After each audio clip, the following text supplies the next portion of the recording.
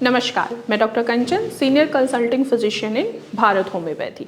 आज के वीडियो में आप सभी का स्वागत करती हूँ। आज मैं आप सभी से बात करने वाली हूँ कि एक किडनी पेशेंट के लिए पोटेशियम का क्या रोल है और आप अपने पोटेशियम को अपनी डाइट से कैसे कंट्रोल कर सकते हैं। तो चलिए वीडियो को स्टार्ट करते हैं। तो पोटेशियम का हमारे बॉडी में बहुत ही इम्पॉर्टेंट रोल प्ले करता है। क्यों? क्योंकि पोटेशियम जो है ये हमारे सेल और नर्व्स के प्रॉपर फंक्शनिंग में हमारी मदद करता है और साथ ही साथ पोटेशियम ही है जो हमारे ब्लड प्रेशर को भी रेगुलेट करता है। अगर कोई किडनी का पेशेंट है, उसकी प्रॉपर फंक्शनिंग नहीं हो पा रही है, जिसके वजह से पोटेशियम का लेवल अगर इंक्रीज़ हो रहा है तो जो इफ़ेक्ट है वो कहाँ पे जाएगा?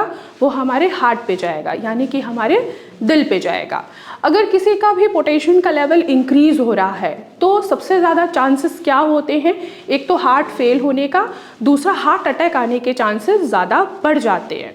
तो इस कंडीशन में आखिर एक किडनी का पेशेंट करे तो क्या करे? वो अपने पोटेशियम के लेवल को कैसे बैलेंस करे जिससे उसको हार्ट अटैक या हार्ट फेल होने के चांसेस बिल्कुल भी ना हो।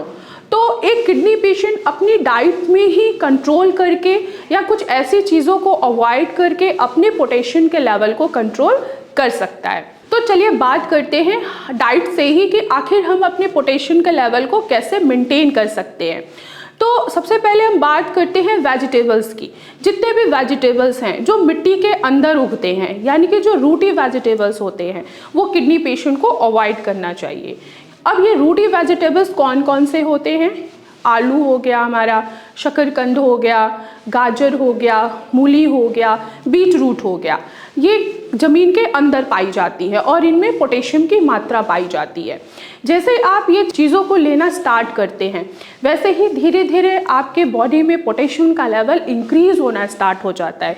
क्यों? क्योंकि आपकी किडनी जो है वो प्रॉपर फंक्शनिंग पे नहीं है। तो अगर आप एक किडनी के पेशेंट हैं और आपका पोटेशियम का लेवल बढ़ रहा है तो आपको ये चीज़ें बिल्कुल भी नहीं खाना है। नेक्स्ट है, आपको अपनी डाइट में और क्या चीज़ें हैं जो आपको कट ऑफ करनी है। जैसे कि हमारा ग्रीन लीफी वेजिटेबल, जितने भी ग्रीन लीफी वेजिटेबल्स आते हैं, जैसे कि साग हो गया, जितने भी साग है, चाहे वो सरसों का साग हो, बथुआ हो, मेथी हो, पालक हो, इन सभी में पोटेशियम की मात्रा पाई जाती है। अगर आप ये चीज़ें ले रहे हैं तो आपकी बॉडी में पोटेशियम इंक्रीज़ होना स्टार्ट हो जाएगा, जिससे आपको हार्ट अटैक आने के चांसेस भी बढ़ सकते हैं। तो आपको अपनी डाइट में जितने भी ग्रीन लीफी वेजिटेबल्स हैं वो आपको अवॉइड करना है। साथ ही साथ जितने ही हमारे ड्राई फ्रूट्स होते हैं उनको भी आपको अवॉइड करना है। जैसे कि नट्स हो गया, ग्राउंड नट्स हो गया, वॉलनट हो गया, ये चीज़ें आपको अवॉइड करनी है। किशमिश हो गया, ये चीज़ें आपको बिल्कुल भी नहीं खाना है। क्यों नहीं खाना है? क्योंकि इनमें पोटेशियम का लेवल बढ़ते चले जाते हैं जैसे जैसे ये ड्राई होना स्टार्ट होते हैं। अगर आप ड्राई फ्रूट्स लेंगे तो पोटेशियम आपका इंक्रीज़ होगा और सीधे आपके हार्ट के ऊपर प्रेशर देना स्टार्ट कर देगा और बीपी को भी बढ़ाना स्टार्ट कर देगा। तो आपको ड्राई फ्रूट्स भी नहीं खाने हैं। कुछ ऐसे फ्रूट्स भी आते हैं जो आप नहीं खा सकते हैं जिनमें पोटेशियम की मात्रा पाई जाती है, जैसे कि कीवी हो गया, आपको ये चीज़ें नहीं खानी है। नेक्स्ट है हमारा जैसे कोकोनट वाटर, ये भी आपको नहीं खाना चाहिए। अगर आप ये चीज़ें का सेवन करते हैं तो पोटेशियम का लेवल आपका बढ़ेगा, तो आप इन चीज़ों का सेवन बिल्कुल भी करना बंद कर दें।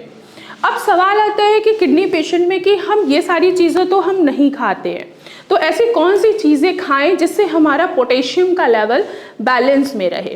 तो पोटेशियम के लेवल को बैलेंस करने के लिए जितने भी हमारे वेजिटेबल्स हैं जो ज़मीन के ऊपर उगते हैं, जो लताओं पे उगते हैं, जैसे कि लौकी हो गया, कद्दू हो गया, निनुआ हो गया, ये चीज़ें आप आसानी से खा सकते हैं। फ्रूट्स में आप एप्पल खा सकते हैं, गवावा खा सकते हैं और पपीता भी खा सकते हैं। पर आपको क्या करना है, एटलीस्ट 90 ग्राम से ज़्यादा इन चीज़ों का सेवन नहीं करना है। तो ये सारी आप डाइट फॉलो करके अपने पोटेशियम के लेवल को कम कर सकते हैं, इवन कि मेंटेन भी कर सकते हैं। तो मैं आशा करती हूँ कि आप सभी को समझ में आया होगा कि हमारे बॉडी में आखिर पोटेशियम का क्या रोल है और एक किडनी पेशेंट अपने पोटेशियम के लेवल को कैसे मेंटेन कर सकता है। तो आज की वीडियो में बस इतना ही, फिर मैं मिलूँगी नेक्स्ट वीडियो में। तब तक के लिए धन्यवाद।